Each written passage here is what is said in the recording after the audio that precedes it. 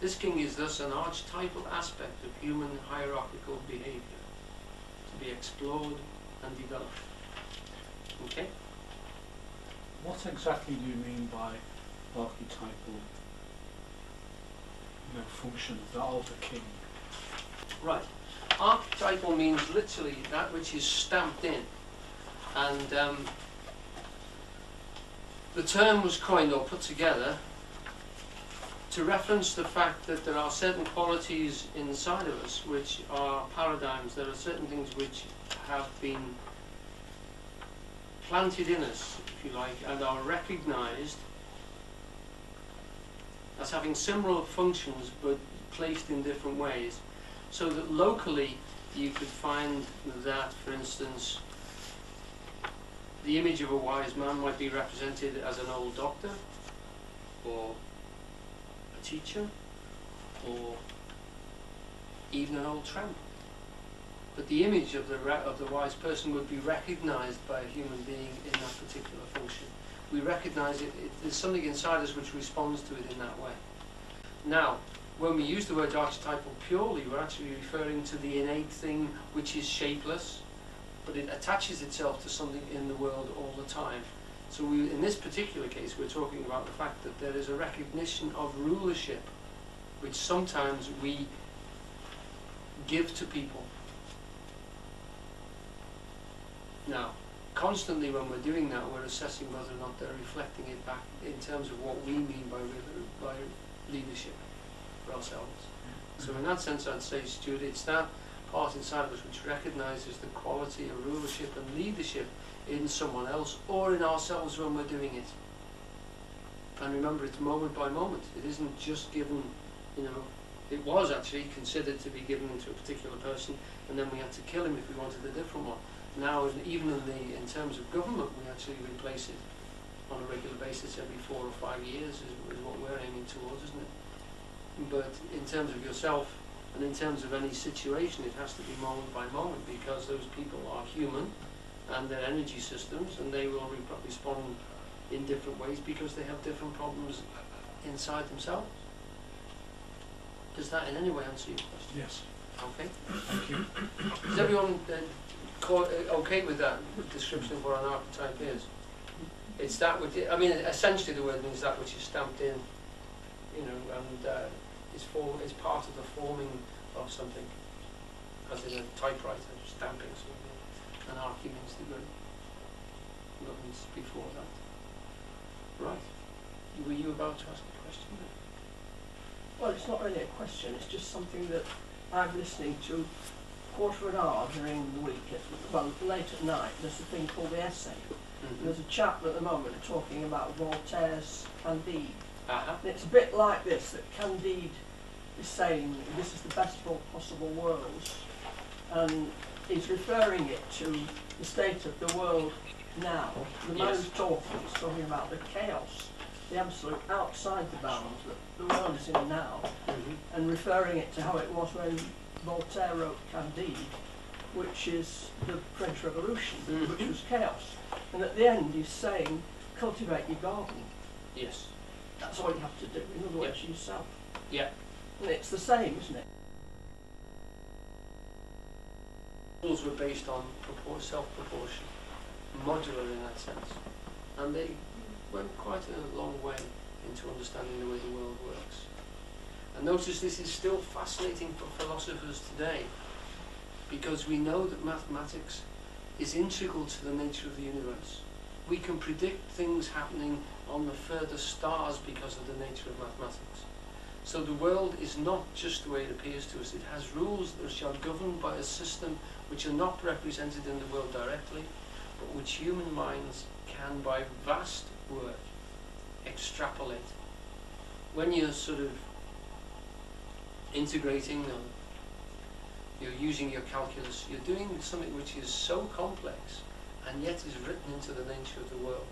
Written into the nature of the way stones accelerate, the way gravity affects you, the way markets move, the way harvests actually are generated.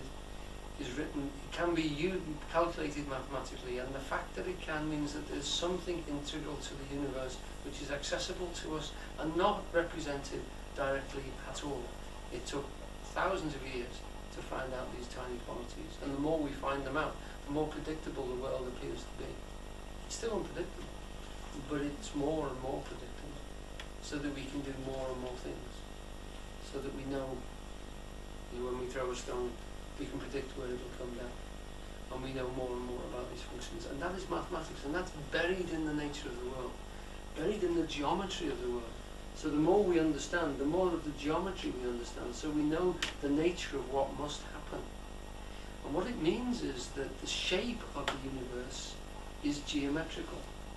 If a bullet or a stone or anything flying adopts the same pattern here as it does on the moon, relative to geometry, or on Alpha Centauri, or on the far recesses of the, what is it holding it in that shape?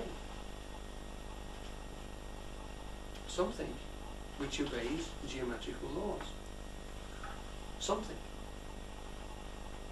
So that geometry you can project throughout the universe once you've analysed it. And we do. So that when they're coming back from the moon, was it Buzz Aldrin, and they said, who's actually steering the ship? And he said, Newton.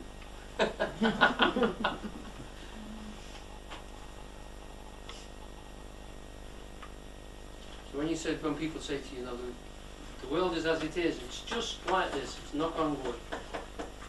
No, it isn't. The geometry which we only extrapolated by a great deal of reasonable work, the logos, if you like, the logic of analysis of the world, means that throughout itself the universe is structured that way.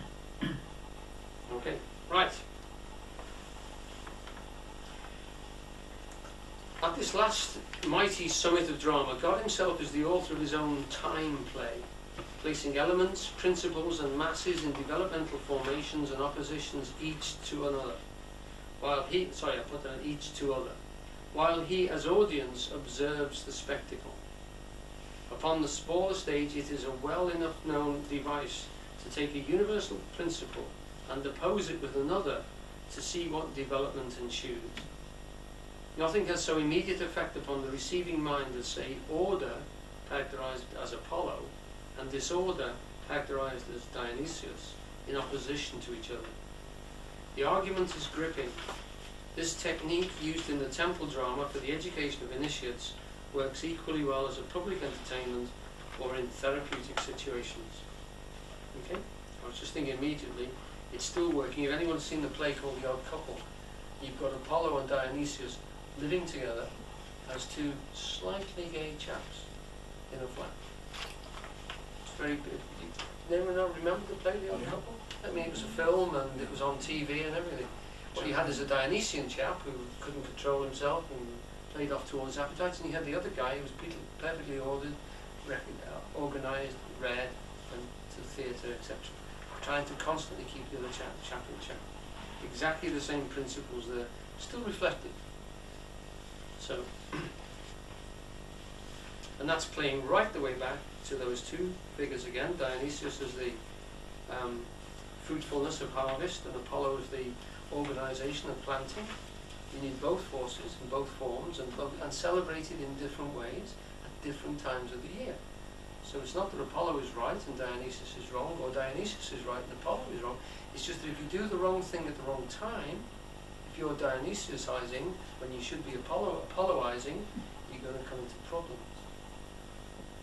There's a time for every election. Okay.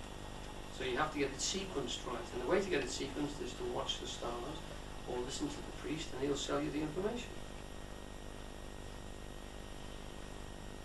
Shakespeare was, of course, perfectly well aware of this symbolic drama. His use of rumour, covered in tongues, you call him rumour, he's actually called chorus as well, covered with tongues, is but one of the host of open and covert uses of symbology.